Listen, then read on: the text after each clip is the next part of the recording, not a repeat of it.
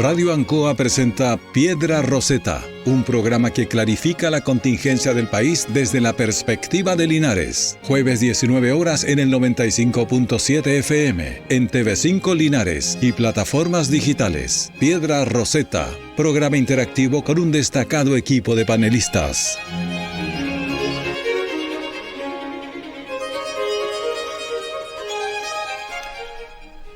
¿Qué tal? Muy buenas tardes, bienvenidos a Piedra Roseta. Mi nombre es Héctor Hernández, me corresponde el privilegio hoy de dirigir este programa de conversación política, económica, social. Hoy junto a Rodrigo Godoy, economista, ingeniero comercial, con quien ya estuvimos la semana pasada. Seguramente durante las próximas semanas se nos irán integrando nuevos contertulios, nuevos panelistas con quien poder debatir, conversar lo que la acontecer nacional nos va proveyendo todos los días. Rodrigo, un saludo cordial. Hola Héctor, ¿cómo estás? Bien, aquí con una semana bastante movida y con un día despertamos con un día muy especial a nivel internacional, ¿no es cierto? Nos fuimos a dormir con un planeta tranquilo y despertamos con una invasión de Rusia a Ucrania que a todo el mundo nos tiene muy expectante y que lamentablemente hoy en día todo lo que ocurre, sobre todo en el exterior, nos afecta también directamente a nosotros. Así que vamos a ir conversando sobre eso, las implicancias y en primer lugar el horror de lo que significa una guerra. Una guerra, por supuesto. Entre otros temas, por supuesto, ese es el tema de hoy, digamos. No podemos soslayar que efectivamente el mundo nuevamente está en guerra. Si bien el mundo hace, digamos, algo de 70 años dejó de tener una guerra de carácter mundial, y las últimas grandes confrontaciones como las de Vietnam, Irak, ya parecen bien en el pasado, pero lo cierto es que el mundo en general padece varios conflictos internacionales armados en distintas partes, pero que como no afectan a las grandes potencias habitualmente no las vemos. Exacto. De eso vamos a conversar hoy día, pero también de cómo afecta nuestra economía y también cómo incluso podría llegar a afectar el proceso constituyente, porque de una u otra manera esta guerra tiene implicancias que no solo son económicas, sino también políticas, y por supuesto también del devenir del avance de la Asamblea Constituyente, o más bien de la Convención Constitucional. Rodrigo, entremos entonces en materia.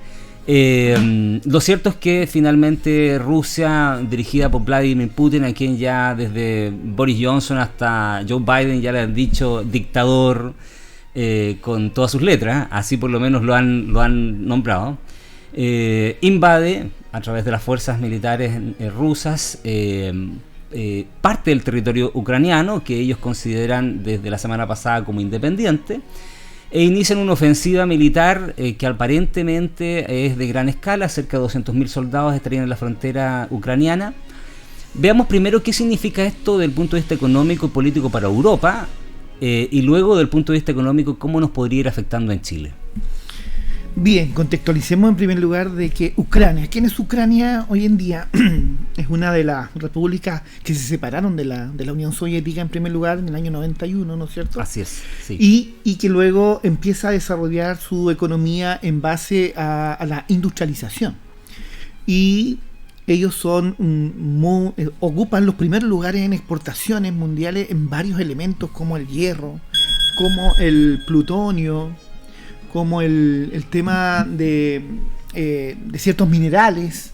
Bueno, Chernobyl está en Ucrania. Correcto, está ahí en la frontera norte, ¿no es cierto? Y nos encontramos con una infinidad de eficiencia energética y económica que hace que Ucrania sea un país bastante emergente y que esté ahí en el centro también, en el paso que le impide geográficamente, bloquea un poco el acceso desde lo que son la Federación Rusa hacia Europa, ¿no es cierto? Una especie de tapón geopolítico. Exacto, y un tapón bastante grande porque es un país grande, porque también tiene muchas extensiones del otro lado agrícola. Es el granero, también le dicen que es una gran parte de los 5 graneros del mundo, ¿no es cierto? Ya, muy interesante. Entonces aporta cereales, aporta el trigo, y ellos tienen mucho, como uno puede ver en el mapa, no sé si lo ha visto la gente en televisión,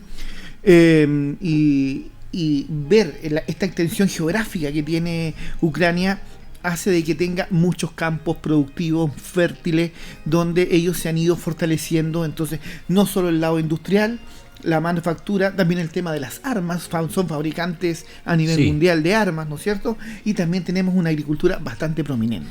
Entonces, económicamente, en esto nos lleva a que Ucrania ha tenido años bastante buenos de crecimiento económico y de consolidación de la economía ucraniana, donde el país se establece hoy día y se sienta como un gran competidor. Para contextualizar, entonces, desde el punto de vista económico, ¿Ucrania tiene una economía de mercado o es un país con sistemas capitalistas nacionalistas, digamos, al estilo medio ruso? Es como un mix. Viene con la herencia del sistema ruso, pero también un sistema de economía del libre mercado, porque tiene que transar con muchos países, pese a que no pertenece a la OTAN, que es otro elemento, ni a la Unión Europea, ni tampoco a la Unión Europea, pero sin embargo se las arregla para tener acuerdos bilaterales con muchos países. Perfecto. Y eso hace que este intercambio comercial sea bastante fructífero entre Ucrania y muchos países de todo el orbe. Pero me imagino que su relación comercial también con Rusia tiene que haber sido muy potente, o sea, igual tiene que haber tenido una relación económica relevante. Son socios económicos y estratégicos para lo que involucra la participación de Ucrania en Asia. Entonces, perfecto. Eso permite el famoso corredor de seda de los chinos, digamos. Correcto. Por lo tanto, ellos son socios estratégicos, pero también, donde viene el otro punto, es que esto tiene muchas aristas y que por eso es importante que la gente ahí ponga atención. Tenemos otra arista que viene desde el punto de vista separatista de haberse salido de la Unión Soviética y grupos propios dentro de Ucrania que quieren volver a la Unión Soviética. Entonces, esto ocurrió también hace 8 o 10 años, el conflicto de Crimea, ¿no es cierto? Sí. Y también tenemos 2 regiones que hoy día las está reconociendo la Unión Soviética para que... Rusia, perdón. Sí, tienes toda la razón. Rusia las está reconociendo para que se anexen a porque son fronterizas, son regiones fronterizas del sur de Ucrania que quieren incorporarse a este proyecto ruso, porque también aquí viene la otra lista, una tercera lista, que es el sueño de Putin, que muchos escritores lo han dicho a través de biografía y todo lo demás, que Putin viene a ser como el salvador que quiere volver a reunificar la gran ex Unión Soviética. Dejemos esa parte que es súper interesante, qué es lo que busca Rusia, para más adelante, pero centrémonos un poco ahora en las consecuencias económicas, desde el punto de vista económico. ¿Qué significa esta guerra, digamos, para Europa? Planteémonos desde Europa ahora. En primer lugar es dañino. Las guerras todas traen consecuencias, ¿no es cierto? Y lo vimos inmediatamente hoy día en las bolsas de valores, sobre un promedio de un 4% de pérdidas al cierre de... Cuando Rusia tuvo un 30% bajo la bolsa de pérdidas. Rusia, que se supone que es el país que invade, y que no tiene, en estos momentos, hasta el momento, todavía no hay incidencia sobre su territorio, porque esto es una invasión. Así es. Para que la gente lo entienda, Rusia se está moviendo hacia Ucrania, pero Ucrania no ha respondido a ningún territorio, ni ha mandado ningún misil a Rusia, ni una ciudad cercana. Ucrania se defiende en su frontera. Dentro de su territorio. Entonces, por eso se llama una invasión. Y aquí que la gente tiene que entender, porque yo igual trataba de explicar y conversaba con mi hija. Mi hija me dice, yo sigo a varios analistas internacionales, y uno decía, están todos hablando por hablar y esta guerra no se va a concretar. Es verdad, en un sentido esta guerra no se va a concretar, porque distinto a una guerra a una invasión, porque como no pertenece a la OTAN, Ucrania no sale en defensa ni Estados Unidos, ni los países vecinos, ni Alemania, ni Francia, pese a que hoy día son afectados en su bolsa desde el punto de vista económico, donde van a subir los cereales, va a subir el trigo, ¿no es cierto? Van a verse afectados el abastecimiento. El petróleo y el gas, que es lo más le interesa en este minuto. Exacto, que son grandes productores de petróleo y gas, y sus bolsas hoy día lo están resintiendo ya con un pérdida sobre un 4%. En Chile tuvimos ahí movimiento, pero al final ya estábamos terminando, no revisé oficialmente lo último, pero hubo pérdida de un 1%, 1,5%, pero se estaba recuperando. Sí. No sé si al final terminamos en 0 o quedamos en negativo. Pero un menor valor por el momento, como se está iniciando este conflicto. Ahora, esperemos que no sean esos conflictos que hace Estados Unidos, donde comienzan y se alargan por un año y en un año más vamos a seguir en esta invasión. Claro. Rusia es distinto, dicen que Rusia es más efectiva. De hecho, lo atacó por todos los flancos a Ucrania, si se veía el mapa. Entonces, desde este punto de vista económico, día a día se va viendo estas reacciones, cómo operan los capitales, cómo operan los abastecimientos, los contratos que hoy día existen, si Ucrania va a poder seguir cumpliendo con esos abastecimientos que entregaba de manera... y Rusia también. Y que con Rusia también haya esta reciprocidad económica, pero hoy día si se rompieron las relaciones bilaterales, como escuchamos, que dijo el presidente de Ucrania, entonces en estos momentos estamos en stand-by, estamos en zona cero de interrelación entre Rusia y Ucrania. ¿Y cómo puede afectar ahora, ya que hicimos este análisis respecto de Rusia, cómo puede afectar a Latinoamérica y en específico a Chile? Bueno, en primer lugar, el costo de la vida se alza, va a haber, vimos que hoy día el cobre subió aproximadamente un 1,5%, ya el precio del cobre, por un lado, pero el dólar también sigue subiendo, y como nosotros somos un país comprador, importador de muchos productos, el 90% del petróleo que se ocupa en nuestro país para los distintos derivados viene desde el exterior. Por lo tanto, nosotros se nos van a encarecer una infinidad. El transporte marítimo, que ya lo hemos visto, que ya viene en alza, ¿no es cierto? Sí. Los incumplimientos por estos mismos problemas de logística, va a haber mayor problema todavía en ese sentido, y eso va a retrasar las entregas, va a haber escasez, y la escasez genera de que aumenta la demanda por ese producto, disminuye la oferta y se nos van a empezar a disparar los precios. Esperemos que no sea en grandes valores todavía, pero que si esto se logra controlar, si esto se llega a retroceder, que lo vemos difícil, ya comenzó la escalada Rusia, pero de alguna manera nosotros ya nos vemos afectados en eso. Y también el tema a nivel, nosotros producimos también desde el punto de vista del trigo, de los cereales, del maíz, nosotros producimos alrededor del 50% de lo que abastece el mercado nacional, y el otro 50% lo importamos. Así es. Entonces también nos vamos a ver afectados. El pan a largo plazo va a volver a subir, porque va a las bencinas, los combustibles, es lo que más reciente la gente sabe. Y los combustibles que son parte del proceso productivo, ¿no es cierto?, de todas las líneas industriales de nuestro país. Entonces, en ese sentido, esta cadena en un mediano plazo vamos a ver bastantes estragos económicos. Así es. Ahora, si me permites a mí ahora hacer una reflexión a propósito de la cuestión de por qué Rusia, y después hacemos el pimponeo, digamos, respecto a qué te parece a ti, pero por qué Rusia finalmente decide invadir Ucrania, a país al que estaba amenazando hace mucho tiempo. Ya sabemos en general estos conflictos que ha tenido Rusia con los países que formaron parte de la Unión Soviética, Bielorrusia hace un par de años, ya serán unos 5 o 6 años, esta constante presión que tiene con los países que los más eslavos, Lituania, Letonia, Estonia, digamos, y esta suerte de deseo encubierto de controlar también con lo que pasa con todas esas naciones de nombres que terminan en Saján, Armenia, todos estos países, digamos, de esa zona limítrofe, influenciados por el mundo árabe. Exacto, por el mundo árabe, chino, oriental, musulmán, digamos. Y oriental. Exactamente, todas estas naciones. Entonces, ¿cuál es la razón que yo veo detrás de toda esta invasión? Bueno, yo veo básicamente dos razones grandes, digamos. Tratando de entender cómo funciona un poco la mente, cosa que es extraordinaria saber cómo funciona la mente de Putin, pero que algo uno puede vislumbrar respecto de lo que se ha ido escribiendo y de cómo él se ha ido comportando con el mundo en general. Lo primero que tú decías, efectivamente, Vladimir Putin tiene este deseo profundo de restablecer las viejas glorias del gran imperio ruso, que no es necesariamente la Unión Soviética, sino que es el gran imperio ruso. Y el gran imperio ruso tiene conexiones con distintas partes de Europa y de Asia, y eso es cierto. Incluso conexiones que llegan hasta Polonia. Recuerda que de los primeros países que invaden los alemanes en la Segunda Guerra Mundial es Polonia, pero también de los primeros países con los que se queda la Unión Soviética es precisamente Polonia. Porque está ahí al medio. Está al medio, claro, y esa ha sido siempre, digamos, una de las pretensiones de los rusos y antes de la Unión Soviética. Por una parte está eso, digamos, ese gran deseo de las viejas glorias rusas ligadas a la Unión Soviética, al Partido Comunista y todas esas grandes glorias de ese mundo que efectivamente tuvo grandes glorias desde el punto de vista económico y militar, eso no lo vamos a negar. Y lo segundo, que yo creo que aquí siempre está, porque siempre el dinero juega alguna cuestión y normalmente es la razón encubierta, y lo segundo creo yo que hay una cuestión económica. Yo no sé si a lo mejor tú me refrendas y me encuentras razón en eso, pero efectivamente yo creo que el gran negocio que está haciendo Vladimir Putin va por dos aristas. Una, la arista militar. Tú sabes que la industria militar es una de las que más mueve dinero en el mundo.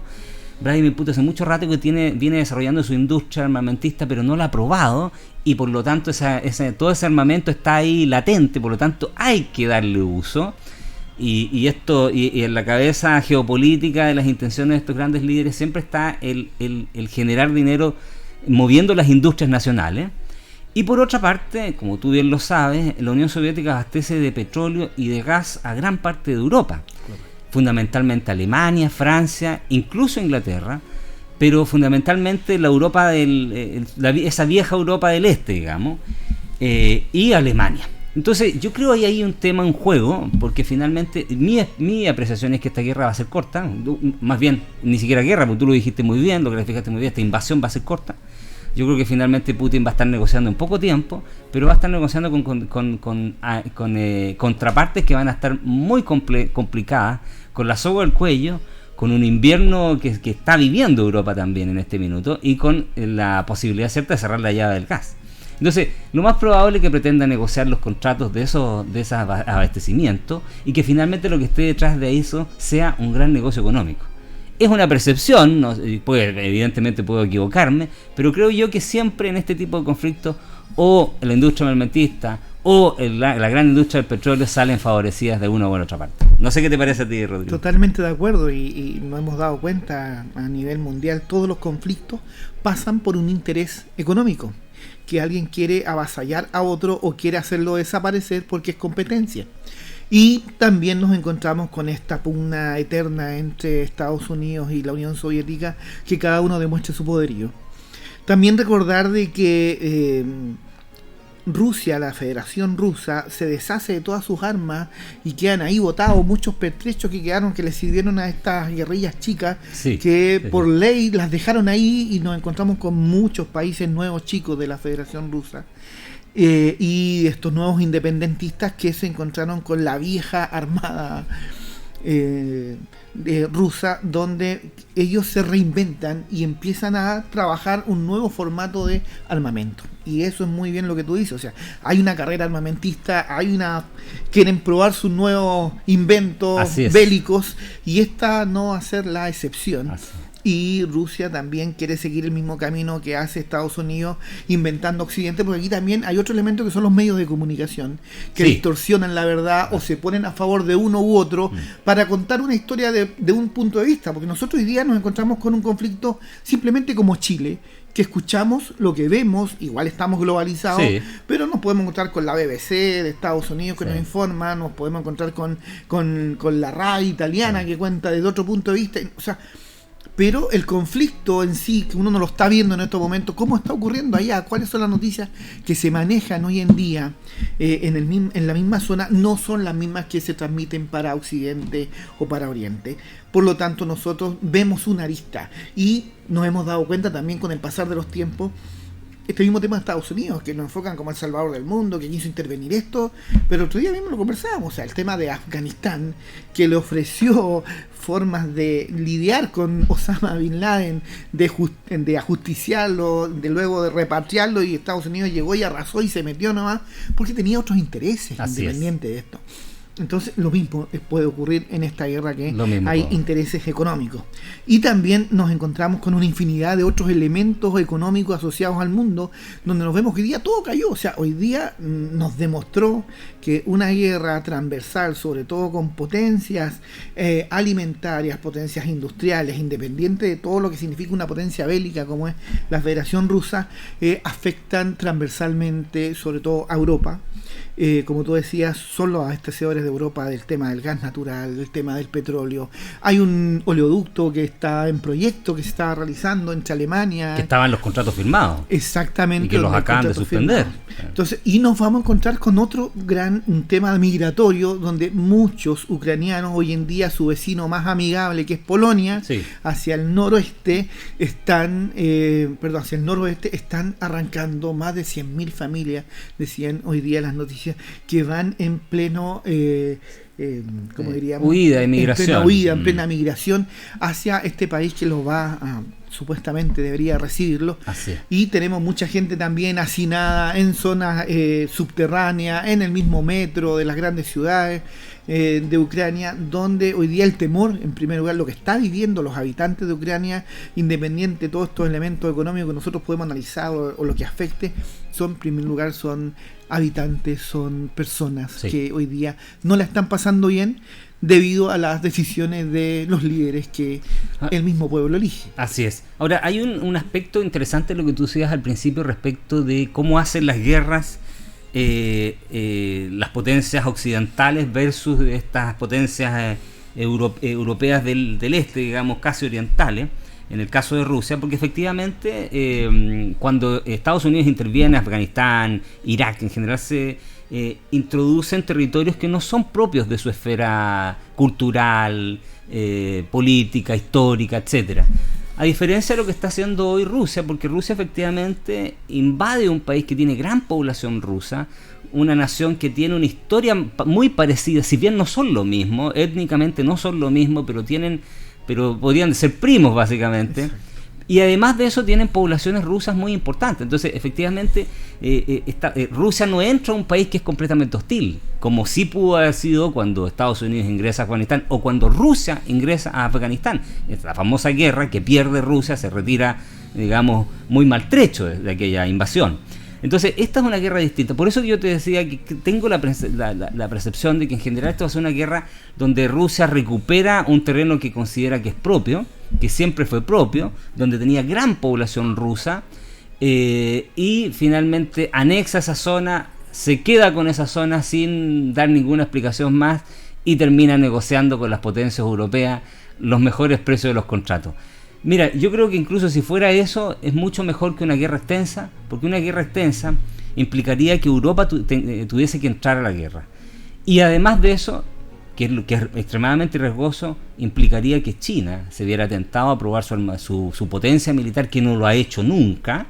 Tú sabes que en general China no ha tenido nunca una guerra moderna, nunca. No. Fue invadido por los franceses en la Indochina, luego estuvieron los ingleses, los japoneses, pero jamás ha vivido una guerra propiamente tal. Entonces, la tentación de que los líderes chinos decidan entrar a una guerra para probar su valía militar y finalmente probar su armamento es muy grande. Por eso no creo yo que finalmente el mundo occidental se tiente a dejar entrar a China a una guerra. También hay una vedette que es Corea del Norte, que están esperando también que Bando puede. Tienes toda la razón, nos habíamos olvidado Corea del Norte. Y que también las expectativas, uno puede especular muchas cosas. También puede basarse en ciertos análisis en función histórico de cómo han sido los lineamientos de cada uno de estos países. Pero a las finales nos damos cuenta que hoy día si nos basamos, si este país fuera una persona, son como anhelos individuales más que colectivos. Y las defensas a veces son grupales en la medida que te convenga o no. Y puedes avanzar un paso o dos pasos, o puedes retroceder 2 pasos. Sí. Como lo vimos hoy día en la declaración de Biden, que se demoró, no sé si era porque todavía lo estaban conversando, analizando, llegó más información, pero vemos muy tibia hoy día la intervención que todos esperaban de que la OTAN como conglomerado. Sin embargo, ¿quién nombró a Biden el interlocutor de esta interpretación de la invasión a Rusia? Entonces, de alguna manera nos encontramos con una infinidad. ¿Y qué opina este? ¿Y qué opina este otro país? ¿Qué opina? Entonces, a las finales nos encontramos con un conflicto donde, como tú bien decías, Ucrania tiene una gran población rusa. ¿Y cómo van a afectar a sus propios compatriotas condescendientes? También ya están mezclados, hay mezclas de familias. Sí. Y para que la gente lo entienda un poco mejor, desde el punto de vista religión, nos encontramos con católicos, ortodoxos y musulmanes. Están esas 3 grandes religiones que predominan dentro de Ucrania y que lo hace un país muy diverso y que también es el común de muchos países de lo que era la ex Unión Soviética. Hoy día países que están independientes o independizados o que se están volviendo a anexar a la Federación Rusa. Entonces, en ese sentido, no sabemos si al 100% desde un punto de vista Ucrania pueda aguantar toda esta presión desde esta invasión rusa. Pero también, volviendo al tema económico, nos encontramos con que Putin declara de que él está preparado económicamente para esta crisis que va a ocurrir. O sea, tiene la plata para solventar esta guerra. Europa también, aquí no va a haber un gran desabastecimiento tampoco, simplemente es como la feria. Nosotros le compramos a la señora que tenía 3 están compradas en la feria y ahora le vamos a tener que comprar al que tiene un solo que es más chiquitito y vamos a tener que ir a comprar a otro lado porque también hoy día los bienes y servicios están distribuidos en todas partes, por tanto no son los únicos proveedores del mundo de ciertas cosas, pero sí va a haber un encarecimiento. El petróleo en primer lugar ya lo vimos, inclusive análisis más alarmistas decían que el petróleo puede llegar hasta $140 el barril, ¿no es cierto? Ya hoy día superó los $100, o sea, los 110, por lo tanto vienen en un alza. Nosotros tenemos, para que la gente no se asuste, porque también podemos escuchar de gente que dice, oye, anda a llenar el estanque, que no va a haber... No, si no va a haber escasez todavía, en primer lugar. Y Chile tiene un sistema controlado de la alza de los precios, por lo tanto, máximo semanalmente va a subir 6 pesos en promedio semanalmente. Por lo tanto, por el sistema que tenemos hoy en día, no hay una alarma en ese sentido. Lo que sí deberían preocuparse, y que lo vamos a hablar en el siguiente bloque, es sobre qué incidencia va a tener sobre nuestros fondos de pensiones esta guerra, para que la gente tome precauciones y esté atenta a cómo opera y cómo van a operar los fondos de pensiones en el futuro. Así es. Y otro tema que es interesante que también analicemos es cómo desde el punto de vista político lo ha enfrentado Latinoamérica. Ha sido bastante comentado la reacción que ha tenido México, que en general sabemos cómo reacciona en este tipo de situaciones, siempre se declaran neutrales, pero también es interesante ver cómo reaccionó el presidente electo Boric, que ha sido destacado incluso en algunos países respecto a la reacción de otros presidentes latinoamericanos, como el argentino, que estaba muy muy complicado, porque Argentina, que padece crisis tremenda, siempre lo sabemos, estuvo hace poquitos días con Xi Jinping y con Putin, tratando de conseguir la venia de ellos para alcanzar el acuerdo con el Banco Mundial. Entonces, a la vuelta de los comerciales vamos a analizar efectivamente de qué manera repercute también en Latinoamérica y en nuestro país. Vamos a los comerciales y volvemos.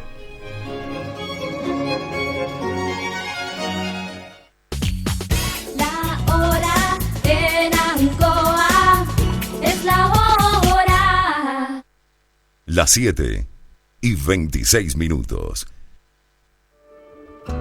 Hola, soy Luis Muñoz, vecino de la comunidad de Tres Loras, comuna de Licantén, y quiero darles un par de consejos para este verano. Como bien todos sabemos, los incendios no tienen dueño y arrasan con todo a su paso. Es por esto que es importante tomar estas medidas. No hagan fogatas en lugares no adecuados. Por más precauciones que se tengan, una chispa puede provocar un gran incendio. Si vive en sectores rurales, limpie sus terrenos alrededor de la vivienda. La basura, los matorrales y desechos son combustibles. Y lo más importante, organice a sus vecinos. En conjunto vamos a enfrentar de mejor manera este verano. Todos podemos ser parte de la Red de Prevención Comunitaria. Búscanos en Facebook e Instagram como Red de Prevención Comunitaria y aprende con nosotros a prevenir incendios. Vuelve tu entrada a 1000 en Casino Marina del Sol. Todos los lunes y martes entre las 12 y 18 horas. Compra tu entrada por solo 1,000 pesos. Así es, solo 1,000 pesos para que disfrutes del restaurante y de tus máquinas y mesas de juego favoritas. Promoción exclusiva para socios MDS. No lo dejes pasar. Te esperamos con la mejor entretención para tu semana. Más información en marinadelsol.cl. Casino Marina del Sol. Juntos, pura entretención.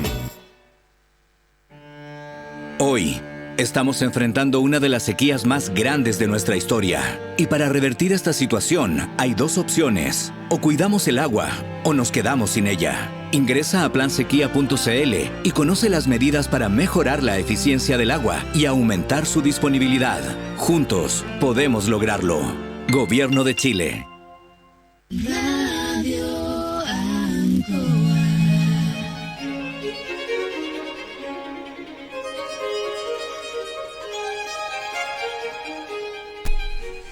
Y estamos de vuelta ya, luego de el merecido intermedio, y seguimos junto a Rodrigo Godoy, conversando lo que está pasando en el mundo en este minuto, la guerra que se ha iniciado entre Rusia y Ucrania, y que bien decía Rodrigo, es más que una guerra, es una invasión, pero al final termina siendo un conflicto bélico. Estábamos analizando las consecuencias políticas, pero también las económicas, y Rodrigo hacía el alcance de cómo nos va a afectar como país, evidentemente desde el punto de vista de los combustibles, las importaciones en general, independiente de las prevenciones que nuestro sistema económico-político ha ido generando, porque somos eminentemente un país importador de petróleo, con los mecanismos de morigeración de los precios básicamente, pero, y aquí viene lo complejo, y Rodrigo nos va a hablar sobre eso, cómo se afectan nuestras inversiones en el extranjero, porque fundamentalmente, ya lo sabemos, las AFP tienen gran parte de sus recursos invertidos en el extranjero. muchas me imagino yo en Europa, y por lo tanto, ¿cómo repercute esta guerra en esas inversiones? Evidentemente va a repercutir en las pensiones de nuestros afiliados. Rodrigo. Así es, la apertura de nuestro sistema de AFP permite que, sobre todo en los fondos de mayor riesgo, pueden invertir hasta un 50, un 60% de esos activos en distintas instancias de monetización, corrección e inversión en distintas empresas en el extranjero que generalmente cotizan en la bolsa. Y eso lo vemos hoy día, como lo comentábamos delante, muchas empresas hoy día tendieron a la baja por el tema de la guerra. Por lo tanto, estas inversiones en el corto plazo, estas bajas nominales, un momento que se hacen efectiva la salida de los capitales, obviamente que se va a hacer efectiva esa pérdida.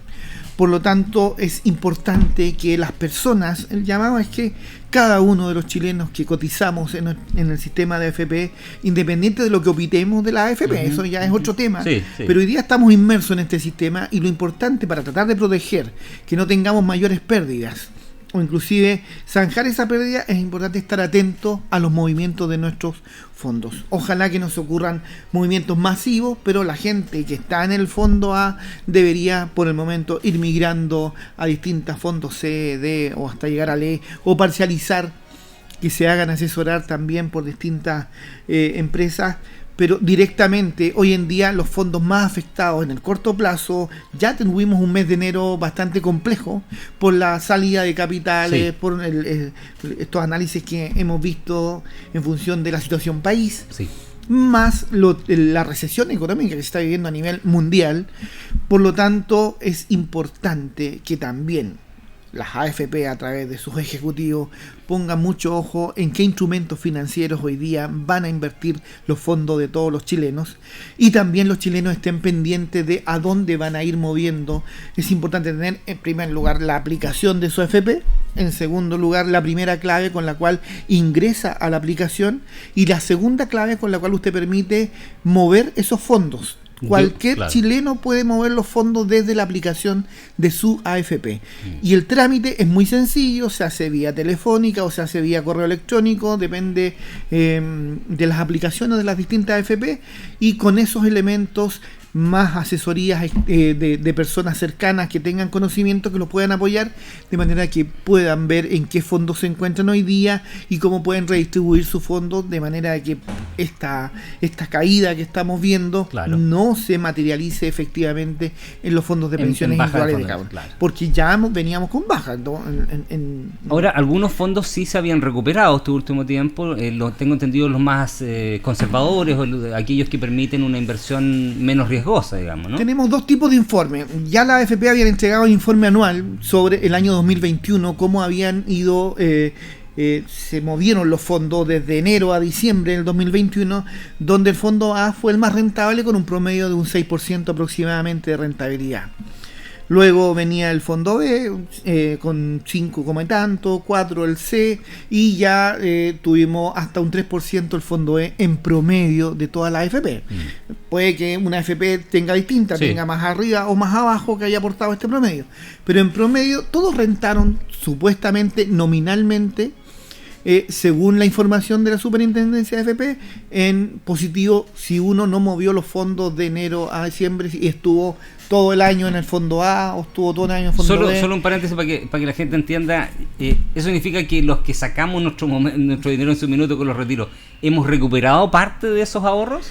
Se puede considerar como una recuperación, o lo otro se puede considerar como una rentabilidad directa a los fondos, al monto que usted a lo que hay, persona, a lo que quiera, a lo que hay. Claro, pero todas las personas que hicieron retiro, obviamente, supongamos, vamos a hablar un caso sobre los 50 millones, donde podía sacar 4 millones la primera vez, y la segunda vez también 4 millones, y la tercera ya sacó 3 millones y tanto, porque de los 50 sacó 8, le quedaron 42, pudo sacar hasta 4, o sea, 12 millones de pesos. 12 millones, entonces quedó con 38. Ahora, esos 38 más encima se vieron afectados por la movilidad de todo este tiempo. Y las bajas propias de todo el proceso dependiendo en el fondo en el que se encontró. Si estuvo en el fondo E por harto tiempo y se movió, obviamente esos 38 hoy día serían unos 36 o 35 millones de pesos. O sea, tuvo pérdida. nominal en el tiempo. Sí. Más este primer mes de enero, que fue bastante negativo para los fondos, sobre todo para los más riesgosos, el A y el B, y el E empezó a recuperarse. Pero eso nosotros lo vemos en la tendencia, por eso es importante que uno vea a través de tramos de tiempo, en línea de tiempo, mínimo un trimestre para poder evaluar esto. Por supuesto. Lo podemos ir evaluando mensualmente. Pero es importante y ahora que las se nos suma la guerra. Y se suma la guerra. Las fluctuaciones que tienen nuestras inversiones en el extranjero. Exactamente, que se van a ver afectadas las inversiones de las AFP en el extranjero, donde hay bonos soberanos de los países que emiten en función bonos de deuda, hay inversión en empresas, en bolsa, que cotizan en la bolsa, o sea, una infinidad de tipos de instrumentos financieros que no los voy a explicar técnicamente, pero en general, para que sepan, hay inversiones en el extranjero donde supuestamente son economías que les va bastante bien y que rentan mucho más, por eso se autorizó a que se invirtiera en el extranjero, porque rentan mucho más que las inversiones que los nacionales. Instrumentos chilenos, claro. Que los instrumentos chilenos, que son consolidados, que están asegurados de alguna manera, pero que son más lentos. Entonces el retorno es mucho más lento y los periodos de tiempo son más largos, 1 a 2 años de inversiones. Por lo tanto, nosotros tenemos que estar muy atentos. El llamado es estar atentos, revisar, ver su aplicación en la AFP, ver la cantidad de los fondos que tiene, ver la curva o el informe que le entregó trimestralmente o anualmente la AFP, ver en qué fondo se encuentra hoy día y tratar de moverse a los fondos menos. Tampoco hay que ser extremo del A al tiro, se puede ir al C, al D, puede ir probando. Pero hay que estar pendiente. Pero ojalá estar muy pendiente de sus fondos. El otro que tiene que estar muy, pero muy pendiente, y lo más probable, me imagino yo, debe estar sopesando de manera muy consensuada en este momento lo que está pasando, es el futuro ministro de Economía, Mario Marcel. Por Dios que se le viene pesada la mochila. No solo a él, por supuesto, el presidente electo, definitivamente, pero yo creo que no podía haber un escenario peor como para pronosticar lo que se podía venir con el futuro gobierno, de lo que se le podía venir al gobierno. No solo está todo lo relativo al proceso constituyente y las inestabilidades que se han ido generando a propósito de lo que se está planteando. No solo está la crisis migratoria, el conflicto de la Araucanía, la crisis económica, sino que ahora se nos suma una guerra. Yo te decía delante que el otro tema que íbamos a tocar, para cerrar un poco el tema de Ucrania, antes de entrar finalmente en los minutos que nos quedan, que no son muchos en todo caso, porque el tiempo corre increíblemente, era la reacción de Latinoamérica. Veíamos cómo se había destacado incluso la reacción del presidente electo Boric, quien condenó de inmediato, digamos, la invasión, la guerra, esta agresión unilateral por parte de Vladimir Putin, lo que ha sido destacado por la prensa internacional, lo que demuestra que efectivamente uno puede reconocer efectivamente, valga la redundancia, un compromiso real y cierto por la paz y por la defensa de los derechos humanos en los planteamientos que hace el presidente electo Gabriel Boric. Y eso está bien, porque uno espera efectivamente que los líderes vean la situación también, como tú lo dijiste, de las personas que están siendo afectadas e involucradas. Y se contrasta con lo que ha pasado con otros países, fundamentalmente Argentina, México, Perú, Brasil, cómo han ido mirando esto quizás de un punto de vista incluso más geopolítico, porque o estaban más comprometidos con la realidad rusa, o finalmente hay una cuestión de mantenerse muy al margen. No sé qué te parece, Rodrigo. Así es importante en primer lugar condenar la guerra. Y todos esperamos, cuando ocurre un hecho deleznable, mucha gente espera las reacciones de ciertas personas que condenen ciertos hechos. Cuando vemos que en nuestro país una mujer es flagelada o por cierta situación a nivel público, nosotros esperamos que ciertas autoridades hagan una declaración y digan: oiga, esto no debe ocurrir en este país, vamos a trabajar porque esto mejore. Porque son nuestros líderes, nos gusten o no nos gusten. Lo mismo ocurre a nivel mundial cuando ocurre algo, sobre todo un conflicto entre un país. Generalmente uno espera, o en la vida uno espera que uno se alinee con uno o con otro. Pero aquí nos hemos dado cuenta, y con el aprender de la vida, que lo dijimos al inicio, o sea, una guerra es una guerra y es algo malo en primer lugar y trae consecuencias devastadoras, pese a que muchas guerras se inician por el tema de la paz, con la excusa de la paz, de mantener la paz. Sin embargo, es una guerra y trae muchas consecuencias y mucho daño. Y nos encontramos con muchos países que hoy día le hacen guiños sobre todo a Rusia, que tenían relaciones económicas con Rusia, inclusive por el COVID, con la famosa vacuna rusa, ¿no es cierto? Sputnik V. Exactamente. Entonces, Otros que, como vimos el caso de Argentina, que necesitaba aliados para poder renegociar esta deuda y poder buscar futuros ingresos de manera y futuros avales para poder validarse en el sistema financiero, porque Argentina es considerado uno de los deudores menos fiables del mundo. Así es. Pide plata y no paga. Entonces, en un y es sentido histórico, general. es endémico. Y exactamente. Por lo tanto, estaba haciendo todo este lobby y pidiendo apoyos, y dentro de estos apoyos muy poco se le vio con Vladimir Putin, ¿no es cierto? Entonces, ellos están complicados en el sentido de tienen que asesorarse, tienen que esperar qué les dicen, qué digo, cómo lo enfrentamos. Y el otro concepto general, es una opinión muy personal, es como cuando nosotros vemos las noticias todos los días, o sea, que tú ves que mataron a tal persona, que ocurrió tal asesinato en tal parte, o sea, el tema de perder la sensibilidad por el daño humano, del daño que nos hacemos entre todos, ya es como escuchar una noticia más. Claro. Nos podemos, hoy día nos despertamos y, oye, guerra, esta invasión de Rusia a Ucrania, que hoy día lo estamos conversando nosotros y que nos preocupa en lo personal, pero mucha gente les da lo mismo, o sea, está en la insensibilidad lo que se va perdiendo de la información y que ya es pan de cada día. Los asaltos son pan de cada día. Ver un asalto a mucha gente ya ni siquiera la conmueve, es una información más o ratifica algo que ya está ocurriendo. Entonces, normalizar esas situaciones son peligrosas, y esto también que nos llame a la reflexión de pensar hoy en día cómo vivimos nosotros, cómo nos llevamos como vecinos. A lo mejor Latinoamérica por el momento es un ejemplo en los últimos años.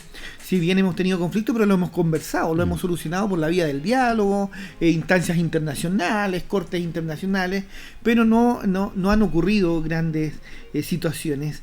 Lo que sí en Europa, cuando ocurren, o en Asia, son muy rápidos a entrar en el tema de las armas, y eso conlleva muchas pérdidas, sobre todo de personas, y conlleva a una infinidad de países que tienen que estar hoy día, o me alineo con esto, o me alineo con esto otro, o me hago neutral, como tú bien lo dijiste. México es uno de los reyes de la neutralidad, el primer que sale a decir, ¿no es cierto?, que aquí ellos esperan cómo se vaya desarrollando el conflicto, pero que ellos en estos momentos su posición es neutra y atento a las novedades. Así es. Como el comentario de los correos electrónicos, ¿no es cierto?, atento a los comentarios, pero no hay una mayor involucrarse, no hay el mismo tema de un punto importante antes de cerrar esto, que me acordé, pese a que causa bastante controversia la situación de el expresidente Donald Trump, ¿no es cierto?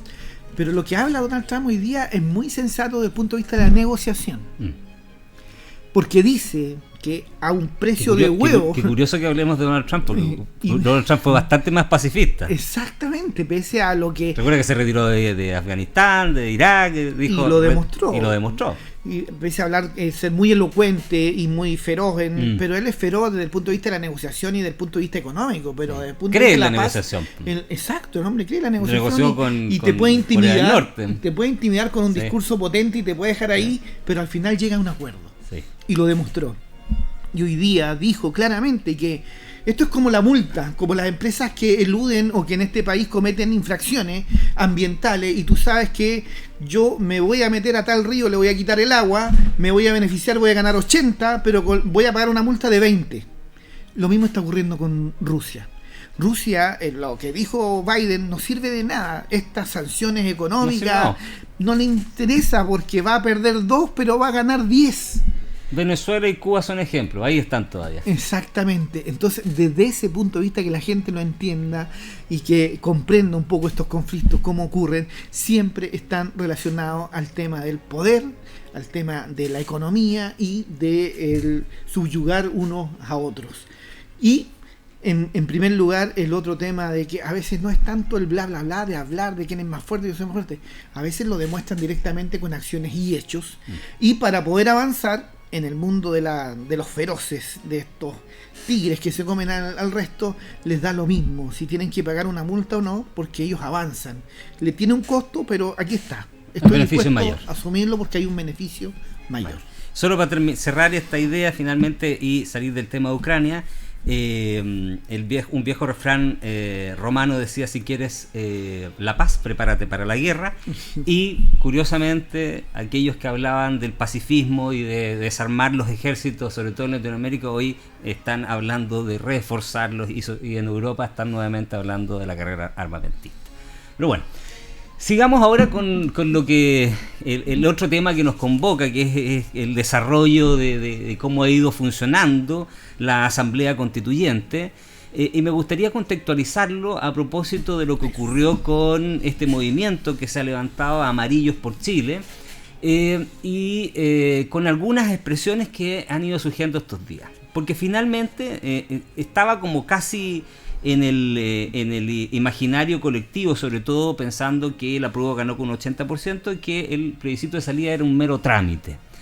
Pero a propósito de lo que ha ido aprobando y de las ideas que se han ido levantando en la Asamblea Constituyente, en la Convención Constituyente, muchos, entre los cuales me considero, estamos bastante preocupados de lo que ha ido ocurriendo. Solo para mencionarte y contextualizar, Rodrigo, y ahí me gustaría escuchar tu opinión, algunas expresiones, como por ejemplo la del gran físico chileno, el Premio Nacional de Ciencia, José de la Maza, que dijo que aquí estábamos frente a un movimiento experimental que pretendía refundar Chile, y eso no era lo que los chilenos que votaron por la prueba querían.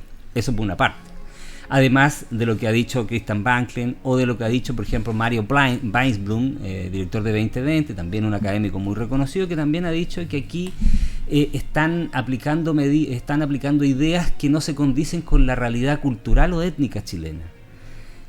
Además de lo que muchos dentro del Partido Socialista están planteando hoy en día. Ayer apareció una nota en La Tercera. Estoy mencionando solo algunos de los que han planteado cuestiones que les llama poderosamente la atención. Incluso muchos de ellos señalando que lo dicen para mejorar la propuesta y que la gente finalmente apruebe, no necesariamente porque estén en contra. Leí ayer en La Tercera que el Partido Socialista está muy preocupado porque entre las cosas que ha planteado la Asamblea Constituyente, o Convención Constituyente, perdón, que insista, es la eliminación del Senado.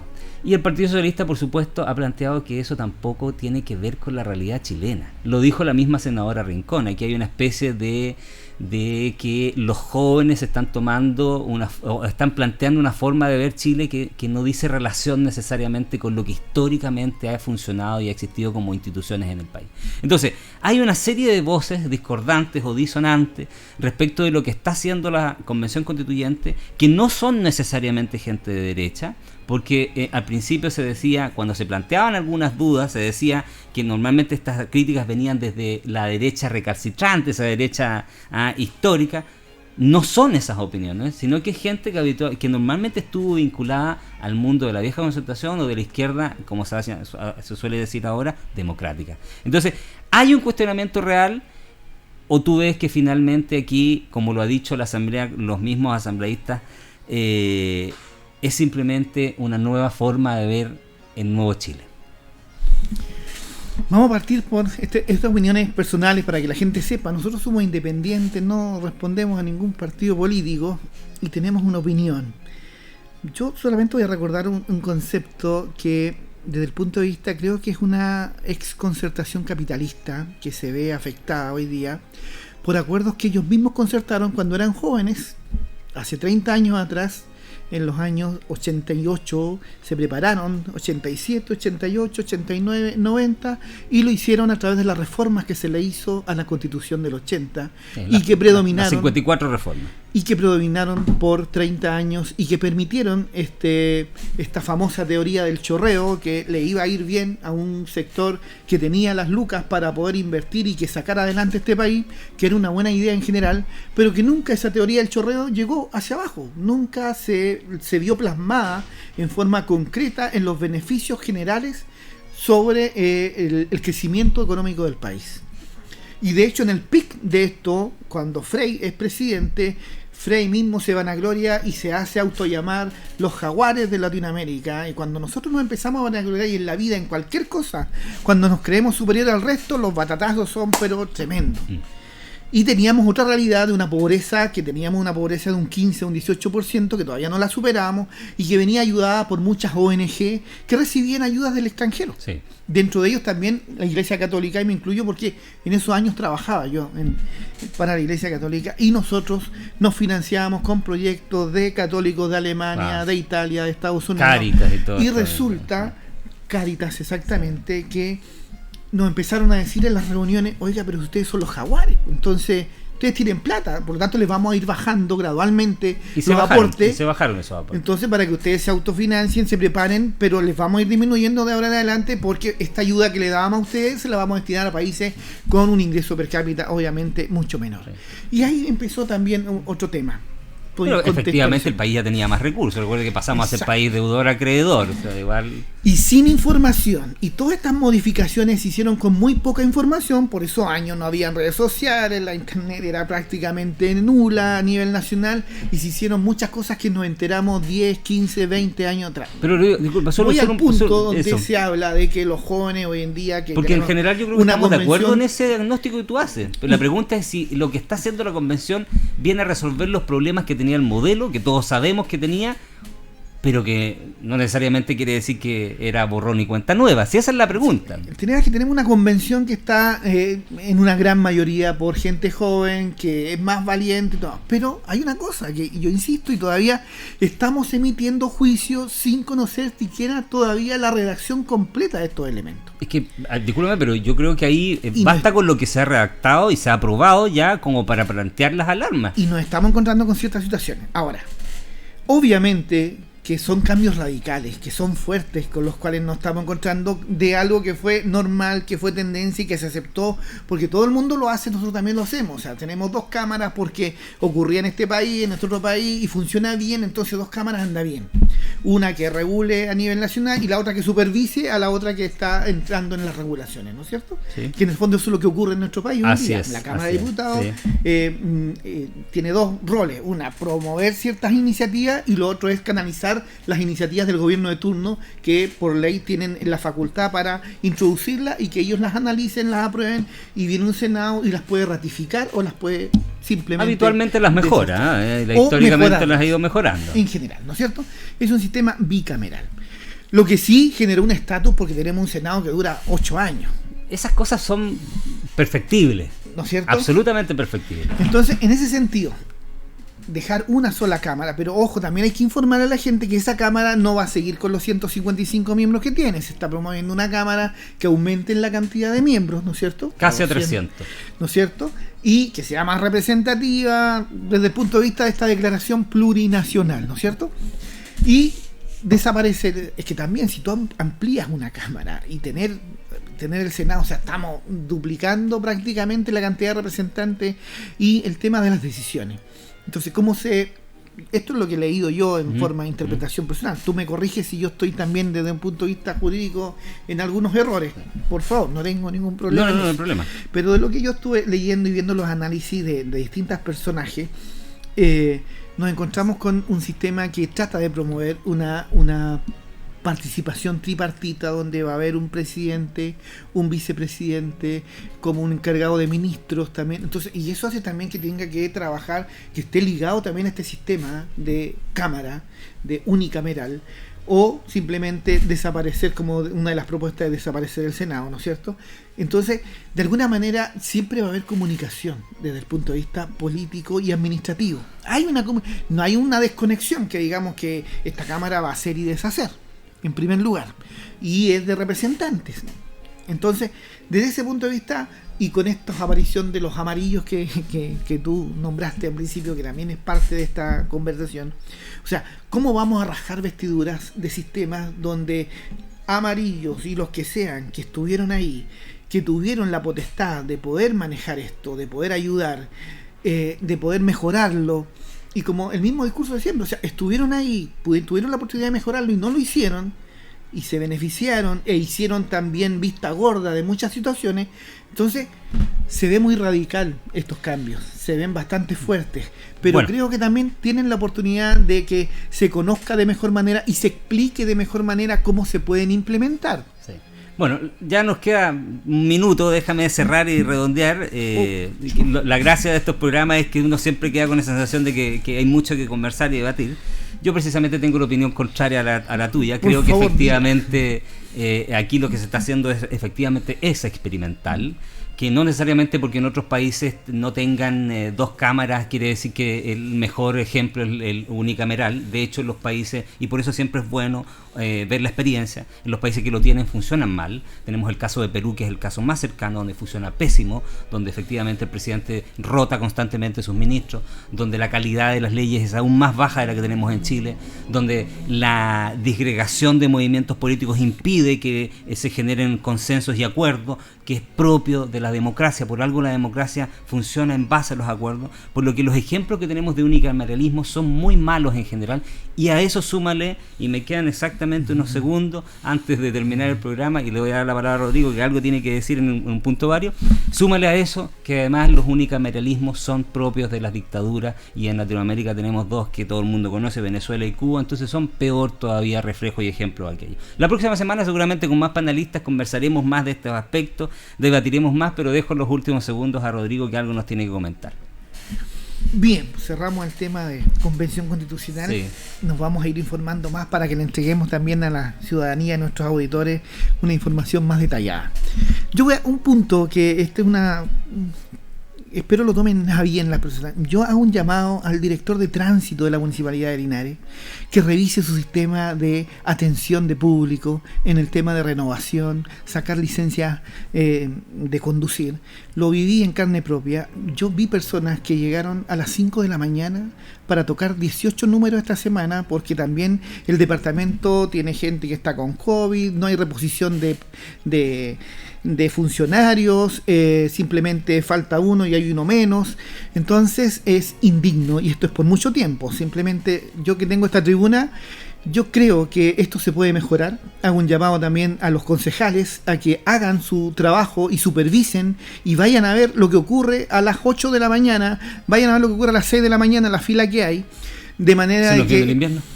Sí, lo que se nos viene el invierno, si bien esto se ayudó a que disminuyera por el tema de que hay una ley que permite de que las licencias sigan vigentes, sí, a pesar de caducar, pero hay mucha gente que está sacando licencias nuevas. Hay gente que por trabajo le están exigiendo independiente su licencia renovada. Por lo tanto, es importante. Y quiero destacar un ejemplo. La Municipalidad de Longaví creó un sistema de inscripciones, tiene un número telefónico público donde la gente llama por teléfono o va a la oficina de tránsito, le dan una hora, esa hora ocurre real, lo atienden y disponen, sí tiene que disponer de toda la mañana porque el trámite no es lento tampoco, pero termina con su licencia el día que fue citado y a la hora que le correspondía, y no tuvo que hacer ni levantarse a las 5 de la mañana para poder ir a hacer una fila. Tenemos ejemplos cercanos de los vecinos en Colbún, en distintas comunas. Yo hago un llamado. Linares es una ciudad que tiene que liderar esto. Es un detalle, a lo mejor está ocupado el alcalde con otras cosas, pero es importante que hagamos saber estas situaciones y que se puedan mejorar. La crítica va en función de mejorar. Mejorar, así es. Para la dignidad de las personas y por nuestra calidad de vida. Muchas gracias. Nos despedimos finalmente de Piedra Roseta. La próxima semana seguiremos comentando la actualidad nacional. Muchas gracias. Gracias.